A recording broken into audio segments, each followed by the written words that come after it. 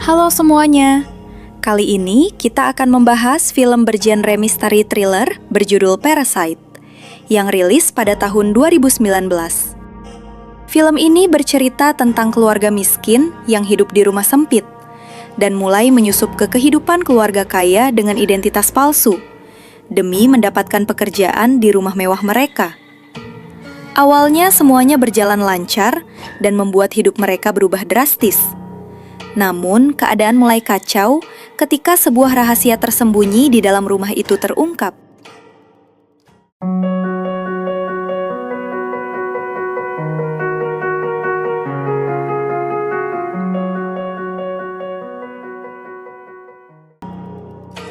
Film diawali dengan memperlihatkan sebuah keluarga miskin yang tinggal di sebuah rumah dengan lokasi di bawah jalan raya.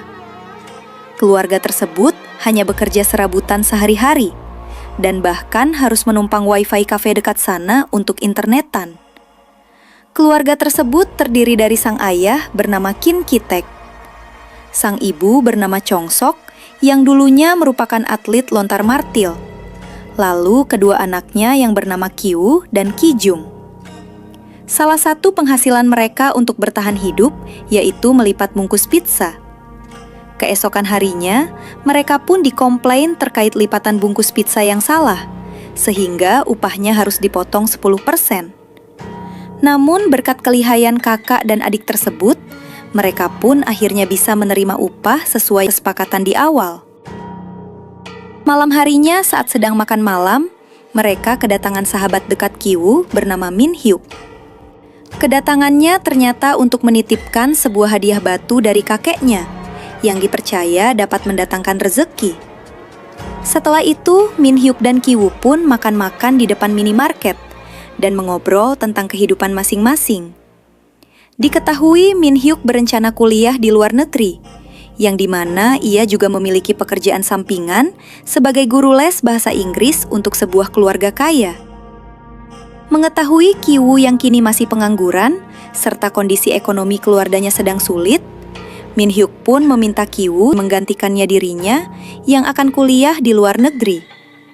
Kyu juga ternyata sangat jago dalam bahasa Inggris, sehingga Min Hyuk terus meyakinkannya untuk mengambil pekerjaan tersebut, meskipun Kyu tidak memiliki gelar sarjana.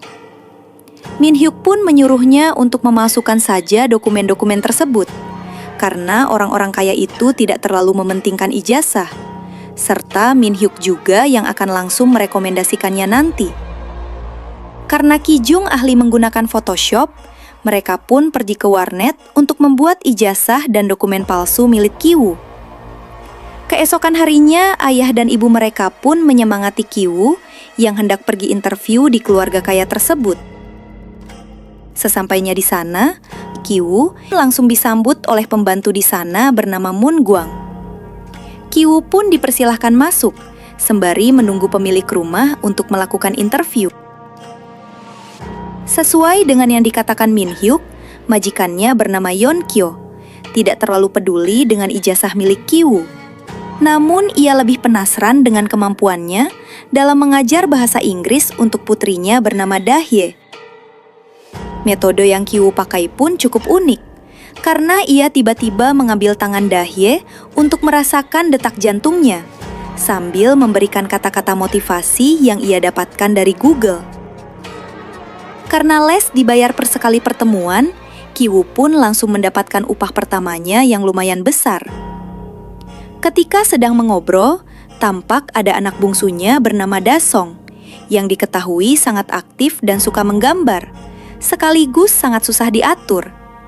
Kyu pun terpikir untuk memberikan Ki Jung pekerjaan di sana, sehingga Kyu mengaku kenal dengan seseorang yang sangat ahli di bidang seni sekaligus psikologi anak, sehingga ia merekomendasikan kepada Yeon Kyo untuk konsultasi dengannya, agar anaknya lebih mudah diatur, serta diiming-iming dapat membantunya masuk ke sekolah seni nantinya.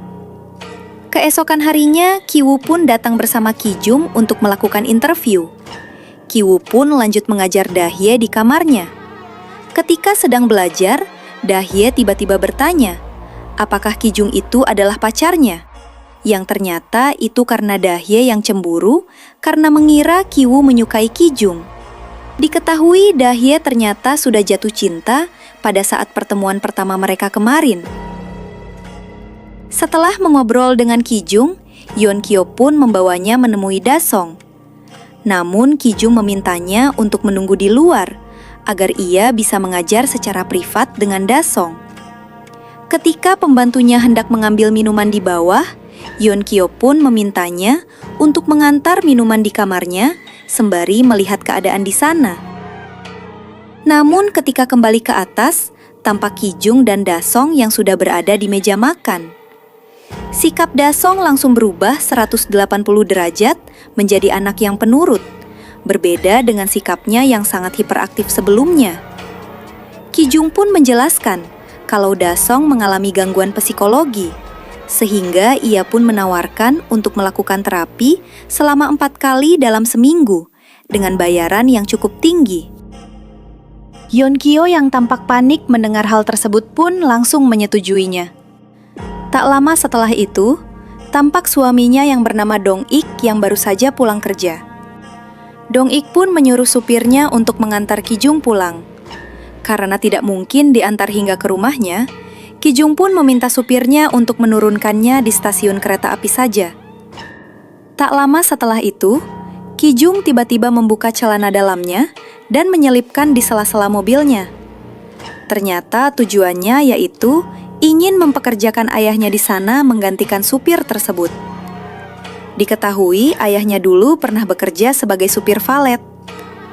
Kijung juga mengatakan kalau teorinya tentang terapi kemarin hanyalah bualan belaka, yang informasinya ia dapatkan dari internet sama seperti Kiwoo sebelumnya. Rencana Kijung pun berhasil, karena keesokan harinya, Dong-ik menemukan celana dalam Kijung di dalam mobilnya. Mereka berdua pun menjadi berpikiran kalau sopir pribadi mereka sudah menggunakan mobilnya untuk dijadikan tempat berhubungan. Mereka pun berencana memecat supir tersebut, namun masih membahas tentang alasan pemecatannya. Diam-diam, Kijung menguping pembicaraan tersebut, dan pada saat hendak pulang, Yeonkyo pun menanyakan tentang supirnya kemarin. Kijung pun memanfaatkan kesempatan tersebut untuk merekomendasikan seorang supir kenalannya yang sudah 30 tahun bekerja, yang tentu saja adalah ayahnya sendiri. Ternyata Yeonkyo sangat percaya dengan yang namanya rekomendasi kenalan, sehingga keesokan harinya, Ki-taek pun langsung datang ke kantor Dong-ik untuk mulai bekerja. Tampak Dong-ik yang cukup puas dengan cara menyetirnya, serta Ki-taek yang juga handal dalam mengobrol, yang membuat Dong-ik sangat senang. Tak berhenti sampai sana, setelah berhasil menyingkirkan supir pribadi tersebut, mereka pun berencana untuk menyingkirkan pembantu di sana, agar digantikan dengan ibu mereka. Namun masalahnya, Moon Gwang sudah sangat lama sekali bekerja di rumah itu, bahkan sebelum keluarga Dong-ik tinggal di rumah tersebut. Kiwoo pun akhirnya mendapatkan informasi dari Dahye kalau ternyata pembantu mereka alergi dengan buah persik, sehingga buah itu dilarang di rumahnya. Padahal Dahye sangat menyukai buah persik. Tanpa berlama-lama, mereka pun langsung melancarkan aksinya, mulai dari Kiwoo yang menaburkan kulit buah persik kepada Moon Gwang. Setelah itu giliran ayahnya yang diam-diam mengambil foto pada saat Moon Gwang sedang berada di rumah sakit. Ia pun menunjukkan foto tersebut kepada Yeonkyo dan mengatakan kalau hari itu ia sedang melakukan medical check-up dan tidak sengaja mendengar percakapan tentang pembantunya yang mengatakan kalau ia menderita penyakit TBC. Ki-taek pun menakut-nakuti Yeonkyo dengan mengatakan kalau Dasung yang masih sangat kecil rentan tertular penyakit tersebut. Untuk meyakinkan Yeonkyo, Kijung pun kembali menaburkan serbuk buah persik ke Moon Gwang tepat saat mereka baru pulang belanja bersama. Ditambah Ki-taek yang menggunakan saus tomat yang ia tumpahkan pada secarik tisu yang dibuang oleh Moon Gwang di dalam tong sampah. Yeonkyo pun akhirnya percaya dan meminta Ki-taek untuk tidak mengatakan perihal penyakit tersebut ke suaminya. Sementara ia akan mencari alasan untuk memecat pembantunya esok hari. Malam harinya saat dalam perjalanan pulang, Dong-ik pun curhat kepada Ki-taek tentang istrinya yang baru saja memecat pembantu mereka. Ki-taek pun langsung melancarkan tahap terakhirnya, yaitu memberikan sebuah kartu nama perusahaan palsu yang menyediakan jasa pelayanan seperti supir, pembantu, dan lain-lain untuk mencari pengganti pembantu di rumahnya. Nomor tersebut pun terhubung ke Ki-jung yang langsung menawarkan ibunya untuk bekerja di sana. Pada akhirnya seluruh keluarga Ki-taek berhasil bekerja di sana. Malam harinya saat Dong-ik baru sampai rumah, Da-sung tiba-tiba menyadari kalau aroma tubuh mereka semua itu sama, sehingga mereka harus lebih memperhatikan sabun dan parfum yang dipakai agar berbeda satu dengan yang lainnya. Beberapa hari setelah itu, Dong-ik dan keluarganya pun akan pergi berkemah selama beberapa hari untuk merayakan ulang tahun Da-sung. Mereka pun menitipkan rumah kepada Chong-sok, di mana itu adalah kesempatan untuk mereka bisa menikmati fasilitas rumah meski hanya sebentar saja. Mereka bahkan mabuk-mabukan dengan minum alkohol koleksi milik Dong-ik. Namun tak lama setelah itu, pembantu lamanya tiba-tiba datang kembali dan memohon agar diizinkan masuk sebentar saja untuk mengambil beberapa barang yang tertinggal di basement. Namun karena Moon-gwang tidak kembali setelah sekian lama, Chong-sok pun pergi menyusulnya. Sesampainya di bawah, ia pun melihat pembantunya yang sedang mendorong lemari di pintunya, yang ternyata ada sebuah bunker rahasia di sana. Ternyata selama ini suaminya Moon-gwang sudah tinggal di sana selama 4 tahun. Ia menyembunyikan suaminya di bunker rahasia itu karena masalah hutang, sehingga ia dikejar-kejar oleh banyak rentenir. Moon-gwang pun secara rutin memberikan stok makanan setiap tengah malam ketika majikannya sudah tidur, sehingga keberadaannya tidak pernah ketahuan, sampai akhirnya ia dipecat dari pekerjaannya. Awalnya Chong-so hendak menelpon polisi, namun Ki-jung tidak sengaja terpeleset, sehingga mereka pun akhirnya ketahuan setelah Ki-woo memanggil Ki-taek dengan sebutan ayah. Moon-gwang pun langsung merekam aksi mereka dan mengancam akan melaporkan kepada keluarga Dong-ik. Ki-taek dan keluarganya pun langsung dihukum di atas, sembari Moon-gwang dan suaminya bersantai di sofa. Tak lama setelah itu, saat mereka sedang lengah, Ki-taek dan keluarganya pun langsung menghajar mereka dan berhasil merebut kembali ponsel milik Moon-gwang. Namun Yeon-kyo tiba-tiba menelpon mereka dan mengatakan kalau acara kemah dibatalkan karena air sungai yang meluap akibat hujan deras. Ia pun meminta Yeon-kyo untuk memasak mie favoritnya karena mereka akan sampai rumah sebentar lagi. Ki-taek dan Ki-woo pun memindahkan Moon-gwang dan suaminya kembali ke basement, sedangkan Ki-jung dan ibunya berberes sambil memasak. Moon-gwang yang hendak kabur dari sana terjatuh kembali ke basement setelah didorong kembali oleh Chong-so. Ki-taek pun melihat ada hal dari suami Moon-gwang, yang ternyata setiap malam selama 4 tahun ini, ia rutin menyalakan lampu tangga saat Dong-ik baru pulang kerja. Mereka mengira itu adalah lampu otomatis. Padahal selama ini suaminya selalu menyalakannya secara manual, sesuai langkah kaki yang ia dengar. Ia juga tidak lupa selalu mengucapkan rasa terima kasih dalam bentuk kode Morse karena sudah diperbolehkan tinggal di rumahnya. Saat sedang makan, Yeon-kyo pun bercerita tentang Da-song yang sedang mengikuti sesi terapi trauma.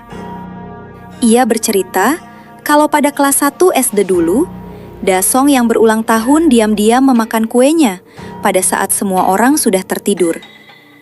Namun di tengah makan-makan, ia tiba-tiba melihat ada sosok hantu yang muncul dari basement, yang tentu saja itu adalah suami pembantunya itu. Sejak saat itu, Da-song pun menjadi trauma, dan tingkahnya menjadi aneh seperti sekarang. Ketika di basement, Ki-taek pun langsung mengikat suami istri tersebut agar mereka tidak bisa kabur. Setelah semuanya aman, Ki-taek dan kedua anaknya pun berniat kabur dari rumah tersebut. Namun sialnya, Da-song tiba-tiba ingin main kemah-kemahan di halaman rumah. Sehingga mereka pun terpaksa bersembunyi di bawah meja sembari menunggu hingga suasana kembali aman. Dong-ik dan Yeon-kyo pun hendak tidur di sofa untuk mengawasi Da-song. Dong-ik pun mulai membahas tentang aroma tak sedap dari Ki-taek yang selalu membuatnya tidak nyaman setiap kali di dalam mobil. Setelah mereka berdua tertidur, Ki-taek dan kedua anaknya pun langsung kabur dari sana dan berjalan kaki sambil hujan-hujanan sampai ke rumah mereka. Namun sialnya, tampak rumah mereka yang sudah tenggelam akibat hujan deras yang sedang melanda hari itu. Mereka pun berusaha mengambil barang-barang yang masih bisa diselamatkan, termasuk Ki-woo yang mengambil batu pemberian sahabatnya. Moon-gwang pun sempat tersadar sebentar dan hendak membuka ikatan suaminya itu. Namun sayangnya, ia tiba-tiba mual dan langsung muntah di toilet dekat sana. Ternyata Moon-gwang mengalami geger otak akibat kepalanya yang terhantam saat jatuh tadi. Suaminya pun berhasil membebaskan diri dan hendak meminta tolong melalui kode Morse. Da-song pun sempat melihat hal tersebut dan hanya mencatat di buku catatannya saja. Ki-taek dan kedua anaknya pun akhirnya tidur di tempat pengungsian dan mulai membahas rencana bagaimana cara membungkam pembantu dan suaminya yang sudah terlanjur tahu tentang penipuan yang mereka lakukan selama ini. Namun Ki-taek mengatakan kalau dirinya kini sudah pasrah dan hanya akan mengikuti jalannya hidup saja. Keesokan paginya, Yeon-kyo menelpon Ki-jung dan mengatakan kalau ia hendak membuat pesta dadakan untuk menghibur Da-song karena acara liburan mereka yang dibatalkan kemarin. Da-hye juga meminta agar Ki-woo diundang ke acara pestanya. Ketika di pengungsian, mereka pun mencari baju seadanya dari tumpukan baju bekas di sana. Setelah itu, Yeon-kyo pun pergi berbelanja bahan makanan di supermarket ditemani Ki-taek. Namun saat perjalanan pulang, tampak Yeon-kyo yang menutup hidungnya berkali-kali karena bau badan Ki-taek yang sangat menyengat. Tampak raut wajah Ki-taek yang tersinggung akibat gesturnya tersebut. Di kamar Da-hye, Ki-woo pun sempat bertanya kepadanya, apakah ia benar-benar pantas berada di sana? Dengan polosnya, Da-hye mengatakan kalau ia pantas berada di sana.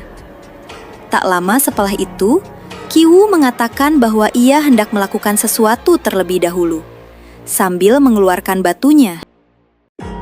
Siang harinya, saat para tamu undangan sudah datang, Dong-ik pun meminta si Ki-taek untuk membantunya memberi kejutan, dengan berakting seperti suku India. Ki-taek awalnya sempat menolak, namun Dong-ik langsung menyinggung perihal gajinya sebagai sopir yang mencakup semua tugas, meskipun itu di luar dari pekerjaannya. Ki-jung awalnya berniat untuk turun ke basement guna bernegosiasi dengan Moon-gwang dan suaminya. Namun Yeon-kyo tiba-tiba datang, sehingga mereka pun sama-sama pergi keluar untuk membahas perihal kejutan untuk Da-sung. Di saat yang bersamaan, tampak Ki-woo yang sudah sampai di basement dan hendak menghabisi mereka dengan batu tersebut. Namun sialnya, batunya tersebut malah terselip hingga terjatuh ke bawah. Saat hendak mengambil batunya, suaminya tersebut tiba-tiba menyeret Ki-woo menggunakan sebuah tali dan hendak menghantamnya dengan batu. Untungnya Ki-woo sempat kabur sampai atas. Namun sialnya ia malah terpeleset, sehingga suaminya tersebut langsung menghantam Ki-woo menggunakan batunya. Sang suami yang berhasil kabur berniat untuk membalas dendam terhadap keluarga Ki-taek. Ia pun mengambil tisau di dapur dan langsung menikam Ki-jung yang hendak memberikan kue kepada Da-sung. Suasana pun menjadi semakin kacau di sana. Tampak Chong-sok yang berusaha melawan sang suami, dan Da-hye yang menggendong Ki-woo keluar dari sana. Dong-ik pun hendak meminta kunci mobilnya dari Ki-taek, namun kuncinya tersebut malah tertimpa mayat sang suami yang akhirnya berhasil ditikam oleh Chong-sok menggunakan sebuah tusukan besi. Dong-ik pun langsung refleks menutup hidungnya saat hendak mengambil kunci di bawah tubuh sang suami. Melihat hal tersebut, Ki-taek yang semakin murka pun menikam Dong-ik dengan sebuah pisau dan langsung kabur dari sana. Sebulan setelah insiden itu, Kiwoo pun akhirnya pulih dari koma setelah operasinya. Namun ia mengalami geger otak yang membuatnya terus tertawa dan tersenyum tak terkendali. Setelah terbebas, mereka pun langsung mendatangi tempat penyimpanan Abu Kijung yang sudah dikremasi, yang tewas pada insiden waktu itu. Mereka pun kembali ke rumah lamanya, dan keberadaan ayah mereka sampai saat itu masih belum diketahui. Kiwoo pun perlahan akhirnya pulih dan mulai bekerja normal seperti biasa. Namun para detektif masih diam-diam mengikuti mereka untuk mencari di mana keberadaan sang ayah. Saat musim dingin sedang berlangsung, Kiwoo pun mendaki sebuah bukit untuk melihat rumah mewah itu dari atas sana. Terlihat sudah ada keluarga baru yang menempati rumah tersebut. Namun yang paling mengejutkan, Kiwoo tak sengaja melihat lampu berkedip seperti kode Morse. Ia pun mencatat kode Morse itu dan berusaha menyusun kata-katanya.